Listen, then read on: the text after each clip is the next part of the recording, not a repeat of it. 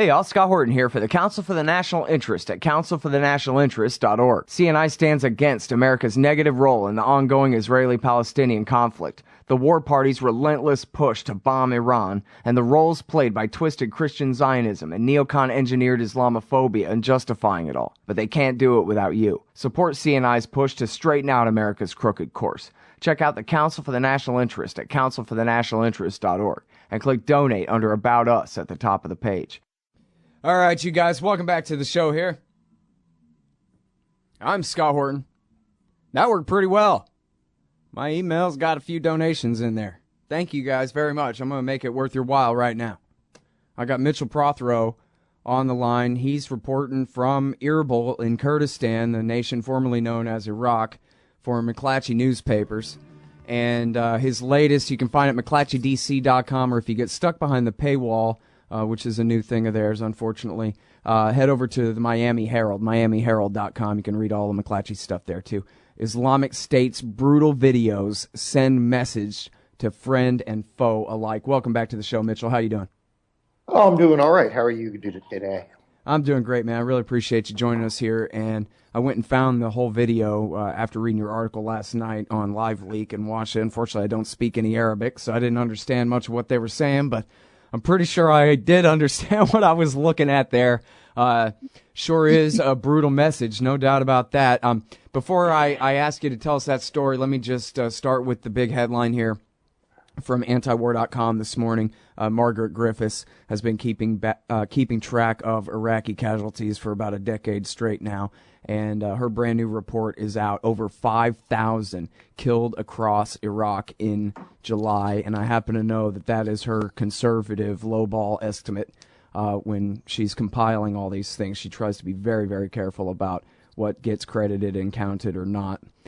If she credited everybody's claims of how many people they killed or how many people theirs were killed in every case, it would be a much, much higher number. But anyway, it's apparently at least 5,000 killed just in the last month there.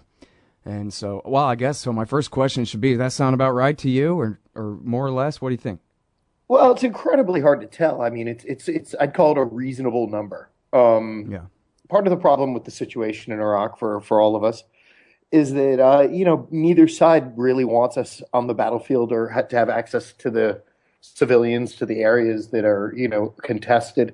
The Iraqi government has done nothing but lie, at least since I've been here. I think it's each day they've liberated Tikrit, which still remains firmly in ISIS hands. And again, the Islamic State has shown a profound unfriendliness to Western journalists over the last year or so. We've been dealing with them.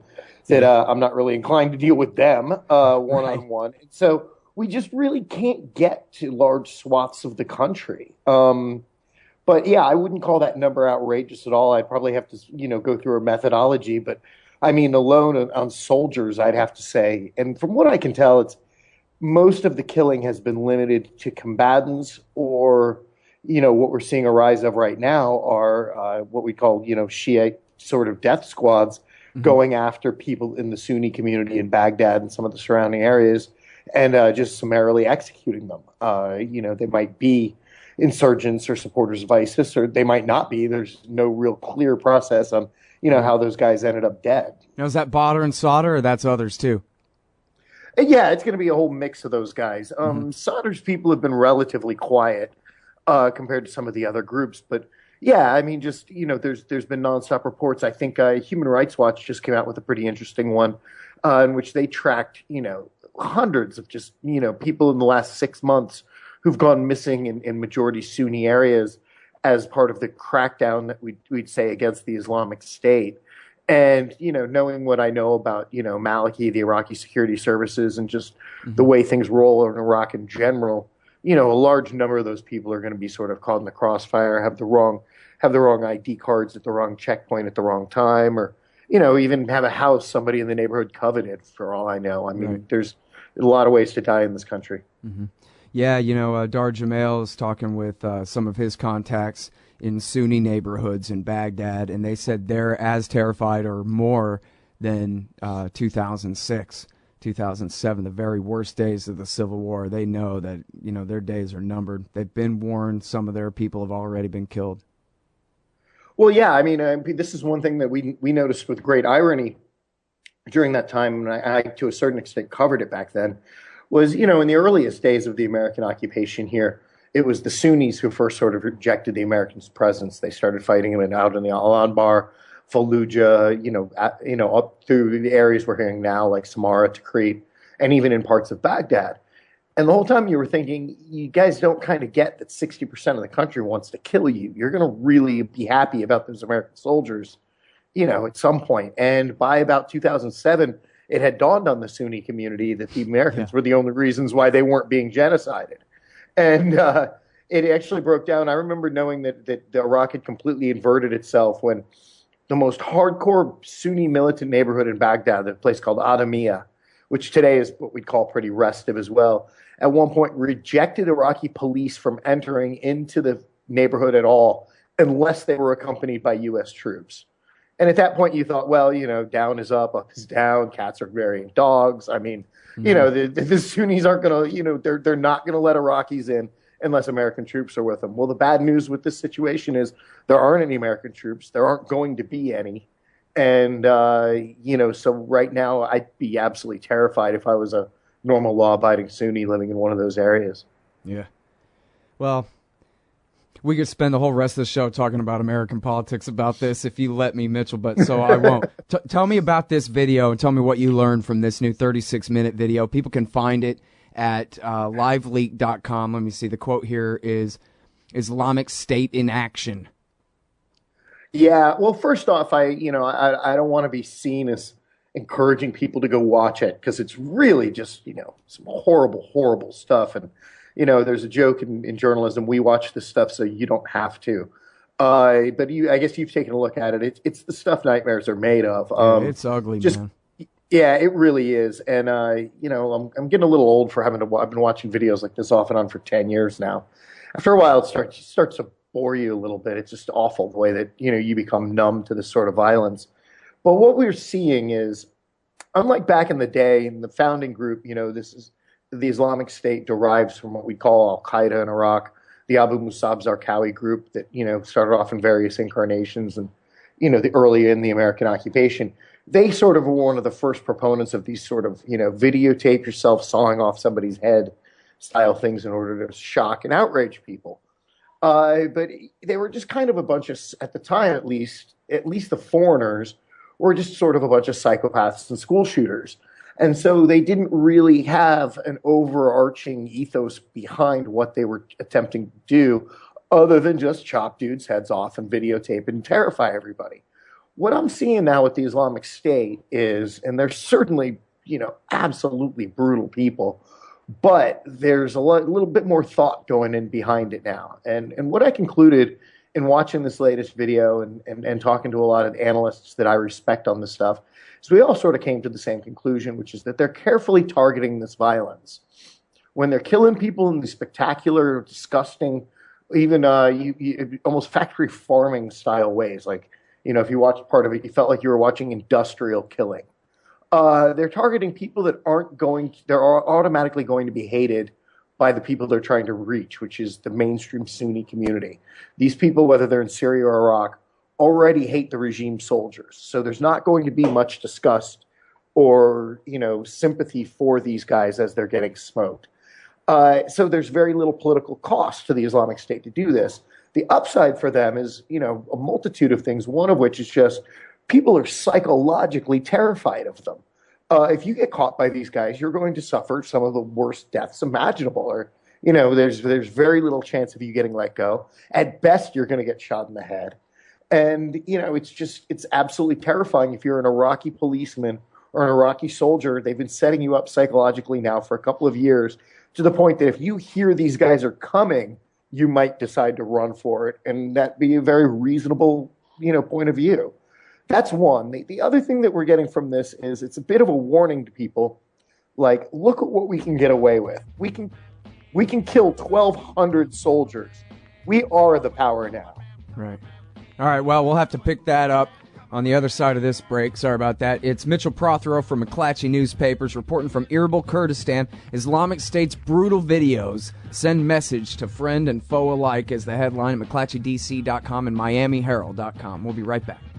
Hey, all, Scott here for Liberty.me, the brand new social network and community-based publishing platform for the liberty-minded. Liberty.me combines the best of social media technology all in one place and features nightly classes, guides, events, publishing, and so much more. Sign up now and you get the first 30 days free. And if you click through the link in the right margin at scotthorton.org or use the promo code SCOTT when you sign up, you'll save $5 per month for life. That's more than a third off the regular price. And hey, once you sign up, add me as a friend on there at scotthorton.liberty.me. Be free. Liberty.me. All right, you guys, welcome back to the show. I'm Scott Horton. This is my show, The Scott Horton Show. I'm talking with Mitchell Prothero from McClatchy Newspapers. He's reporting from Erbil in Kurdistan.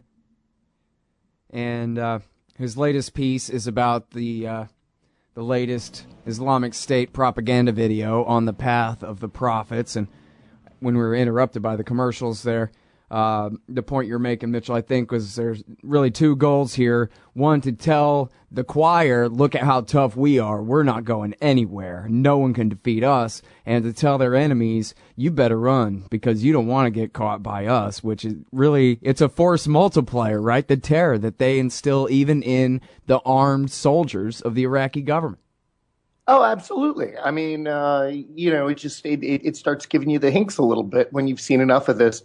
The third thing, though, that I found really interesting was, and analysts had argued this, is there was an original thing that Zarqawi had wanted to do way back in 2003, 4, 5, when he would do these spectacular car bombings directed at the Shia, was he thought it would be a good idea. It was his plan to basically goad the Shia into starting a sectarian civil war that then would launch Iraq into anarchy. He succeeded in doing that. He just didn't realize he couldn't win that, even with the U.S. sort of trying to keep the bloodshed down to a minimum, or whatever. I mean, that's a long. Well, I mean, the Americans had already thrown in with the Supreme Islamic Council and the Dawa Party by then. To a certain extent, but they certainly didn't let them run as amok as those guys would have liked to. You know, I mean, they're just. But anyway, that's a whole show. Yeah, that's a whole other area. You know.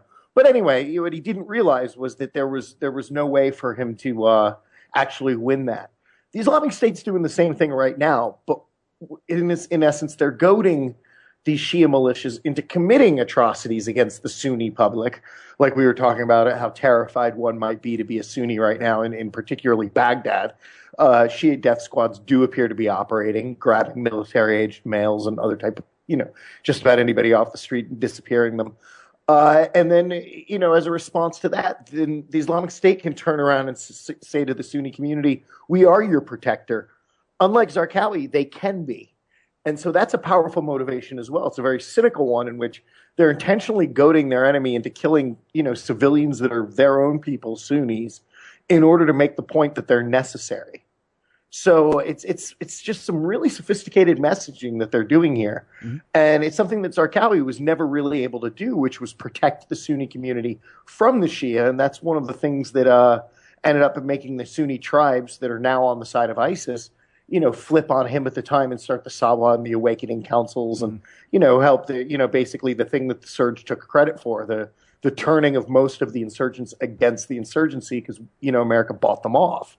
Well, there's no America to buy them off this time. These guys have their own space and are able to protect their own populations. So what the Islamic State's doing is sort of repeating a failed strategy in a situation in which it might very well win. At this stage, it's very difficult to see Maliki turning the Sunnis against the Islamic State because his own militias are out there killing them. And there's no one to protect these people. Of course, you're going to end up going with the power. I think Charles Lister from the Brookings Institute said this in my story. I quoted him saying, at this point, people are looking around going, all right, fine. I'll go with the winner who's going to provide me with security. Right. Well, and, back then they were fighting for Baghdad and they lost. Baghdad was a big part of what led to the awakening was the Sunni tribe said, thanks a lot for provoking the civil war and losing us the capital city, jerk, to Zarqawi, right? But now it's a whole different question about provoking the Shia into leaving Shia territory and to coming and fighting them in Sunni territory, right? They can provoke as much as they want there, and they don't really have anything much to lose. Well, just every time, like we saw this last week, in a response which you could tie directly to some of these videos, some Shia militias have done a couple of actually crazy things. But one of the things that we saw last week was, they killed 15 guys. No idea who these guys are. They probably were with the Islamic State or at least one of the other, militant groups that are fighting against the government. Caught them, executed them, and hung them from lampposts, essentially from electricity posts, all throughout town square, like decorated with 15 dead bodies, sitting there as a warning to the community. Well, those pictures didn't exactly make the Shia look any better than the ISIS guys. This is the type of response that the Islamic State wants to provoke from these Shia militias, who, I know some of them personally. They're extremely hard, ruthless men, and are more than willing to match you atrocity with atrocity. Right. Well, that's how terrorism works. This is what a couple of good analysts I knew right after September 11th tried to say at the top of their lungs. The action is in the reaction. They're trying to get us to overdo it. So what we're supposed to do is not overdo it. We're supposed to act really smart and surgical, not go and get away with as much as we can. They're trying to get us to get away with as much as we can. But anyway, so now 13 years of not listening to Will Grigg, here we are. Well, and now, so you talk about in your article, too, how they really learned the lesson. Another lesson that they learned from Zarqawi is to not let there be a bunch of rivals waiting to turn on them if the time comes. And they're going around and arresting and eliminating tribal leaders that could end up doing another awakening-style betrayal. Well, to a certain extent. I mean, that stuff I think is being a little overhyped right now, in the sense that it's something, most people, and I'd say reasonably, anticipated happening, as opposed to it actually having happened so far. We have seen some clashes between the tribes and ISIS, or the Islamic State. We've seen a few instances of this stuff, but it's all been pretty small when you consider, this is a pretty huge area they control, and it's full of a lot of restive, opinionated tribal sheikhs.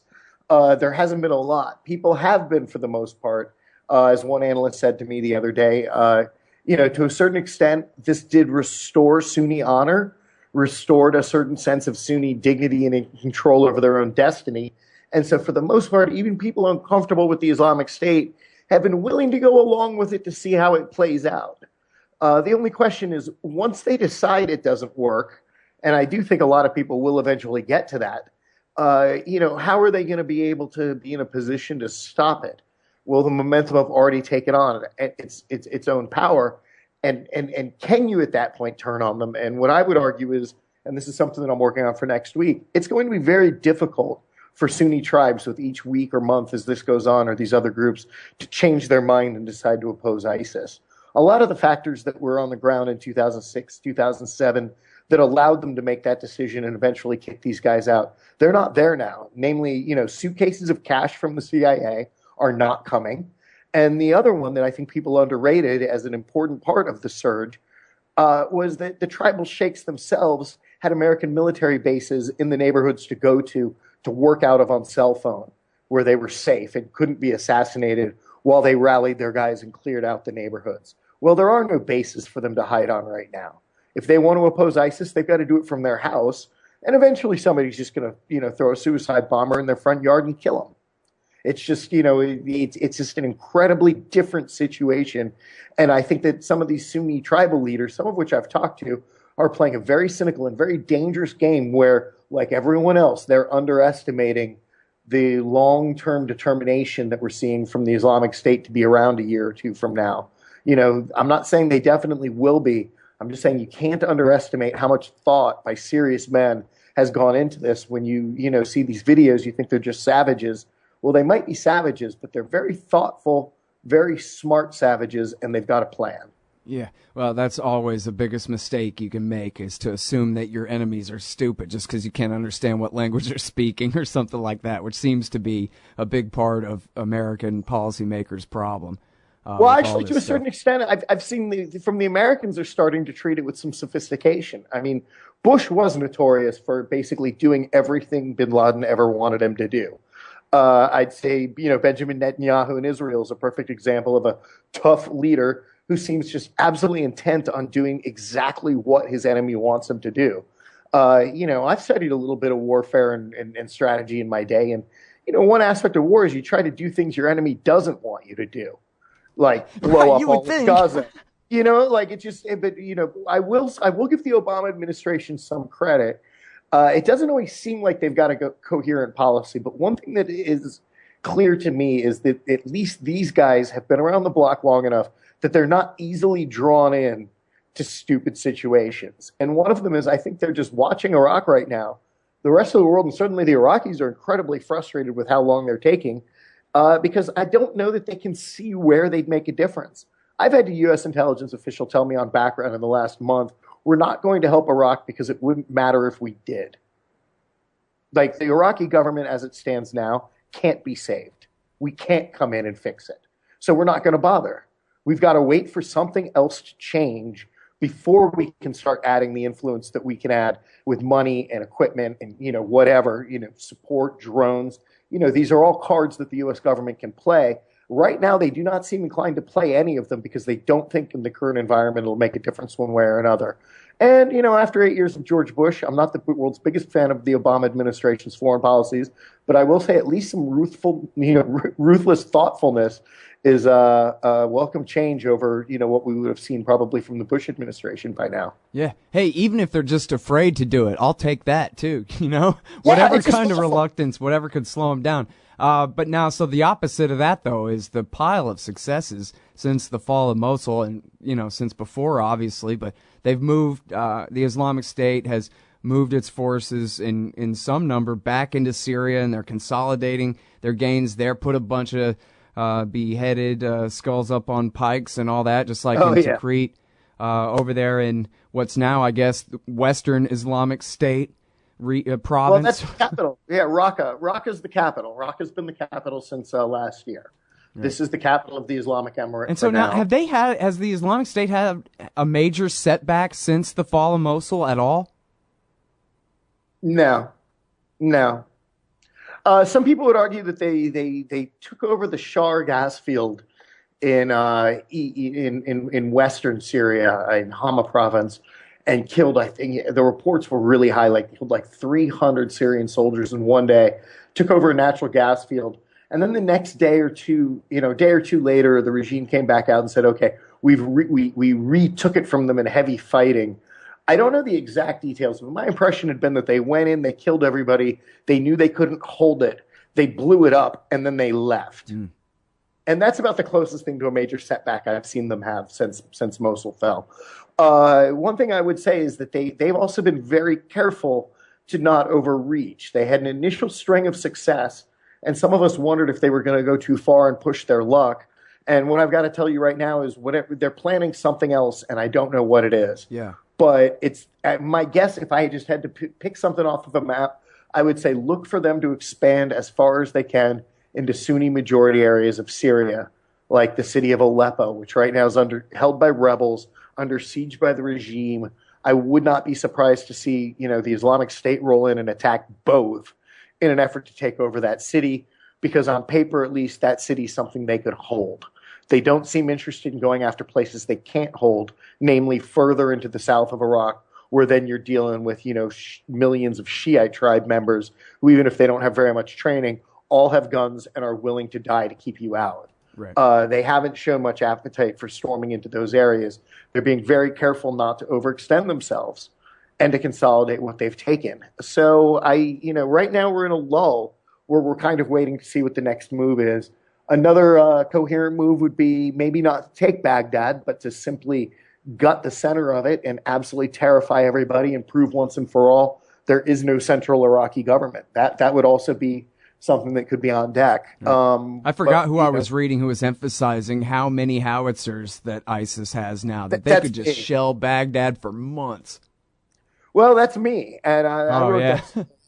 And the main thing is those howitzers are, those cannons are basically, from 20 kilometers out, 12 to 15 miles at least away. Even if you don't aim them particularly well, you can shut down airports with those things. Was you. Yeah. So the question is, what do they want now? They could Well, go after. I mean, this was a question back a month ago. We were talking about, are they going to try to take Baghdad or not? And I think, like you're saying, that's answered, that they are too smart. We were wondering whether they were going to be smart or stupid. And it sounds like you keep reporting that they keep proving that they're choosing smart. But let me ask you about Mao Zedong then, because when I interviewed your friend, I forget her name, who wrote that great thing at Politico magazine about Nusra and ISIS and the whole history there in Syria. What's her name again? Rania Abu Zaid. Yes, exactly, Rania Abu Zaid. And she was talking about how Nusra learned the lesson from Zarqawi's failures much better, that don't go cutting everybody's heads off and don't go suicide bombing children, which I think they really did do some of that anyway. But she was saying, I guess, relatively speaking, at least Nusra, they let David Enders go, right? They kidnapped him and let him go.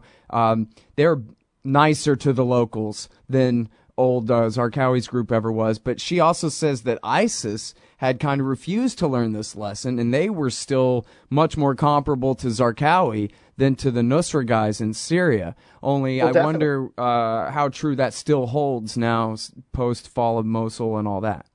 Well, this is what we're waiting to see, how well that it holds. I was talking about Nusra the other day, and I agreed with Rania, and I think her article was amazing. But there was something funny. I think we were all waiting to see, maybe if the Al-Qaeda type guys moderate themselves a little bit, they'll become, more influential and more powerful. And one thing that, it reminded me of while I was watching Nusra fall apart and ISIS take over is that old American cliche about how what's in the center of the road, was it lane change signs and road kill? Right. And basically it was like they tried to split the difference between being a jihadi and being mainstream, and they didn't satisfy either side, and thus got made irrelevant. And somehow by adhering to this hard line and sticking to their principles, in some ways ISIS has made itself more powerful. And that's probably a whole nother show on how you could explain that. But one of them would be just the appeal to foreign fighters, discipline within their own ranks, and I just say at the top end, leadership with a long-term plan. Right. If these same guys who ran ISIS ran Nusra, we would probably be seeing Nusra being successful right now. You can't replace, high-end competence when it comes to tactical and strategic thinking, and that's clearly something these guys are winning at right now. And I think the Syrian regime, who just lost, I believe, 1,200 soldiers to them in the last week, after thinking for the longest time, these guys won't bother us. They're too busy fighting in Iraq. They're too busy fighting the other, rebel groups. We've gotten away with this. Well, they're learning right now, you just can't play around with these guys. When they draw their focus on you, you lose lots of guys and a lot of land quick. It's not good. It's very hard to see anybody in the region with the military capability to take them on right now. Well, maybe Iran, but they would have to really commit to it. Even so, I mean, Iran's had a military that's it's big, I guess, but it's been under sanctions for 30 years. The Iranians have a lot of very well-trained, what we call special forces types guys, light infantry type guys. They work well with Hezbollah. They're certainly tough operators. But in terms of being the type of army that can bring 35,000 guys as an armored division, and move them and have the logistics, Iran's never had to do that, maybe in its history, for all I know, or at least since the Iran-Iraq war. And in that, they weren't particularly successful. And then you draw on the fact that if Iran does that, and enters into Sunni areas of Iraq with that type of force that openly, you could light the whole Middle East on fire, because then it brings everybody's claim of the sectarian Sunni Shia war and all of the Persian domination and colonialism of the Arab stuff back to light. You probably see even more jihadis flood in from all around the world, and even half the Arab countries might end up declaring war on behalf of ISIS at this stage, because you simply couldn't allow the Persians to come in and conquer Arab land. It's a mess. Yep. All right. Thanks, Mitchell. I sure appreciate it. No problem. I'm glad to just always be so cheerful whenever you have me on the show. It's good stuff, man. It's important journalism that you're doing here. I really do appreciate it a lot. All right. Thanks for having me, Scott. Bye-bye. All right, y'all. That's Mitchell Prothero from McClatchy Newspapers. You can find him also at the Miami Herald.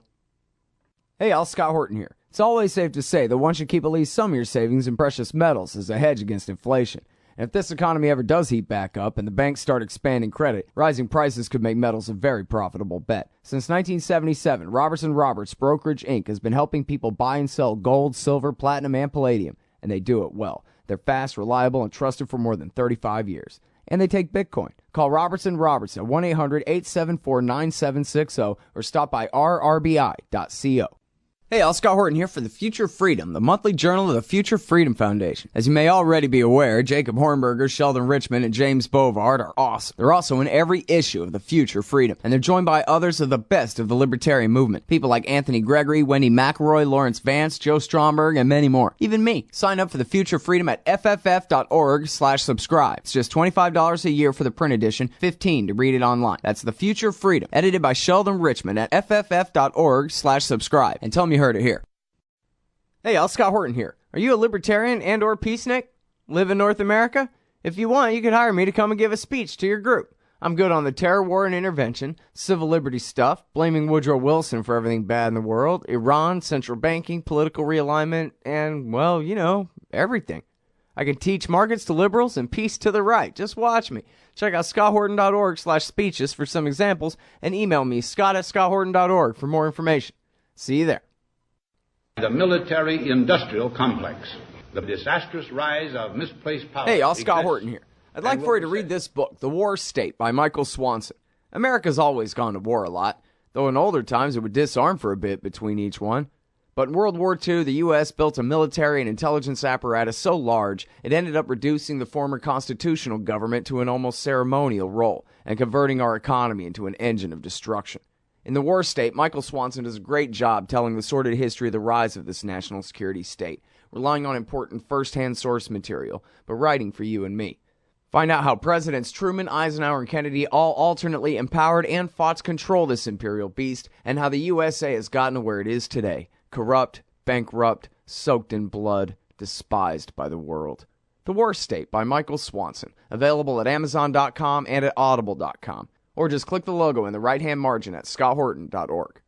We should take nothing for granted.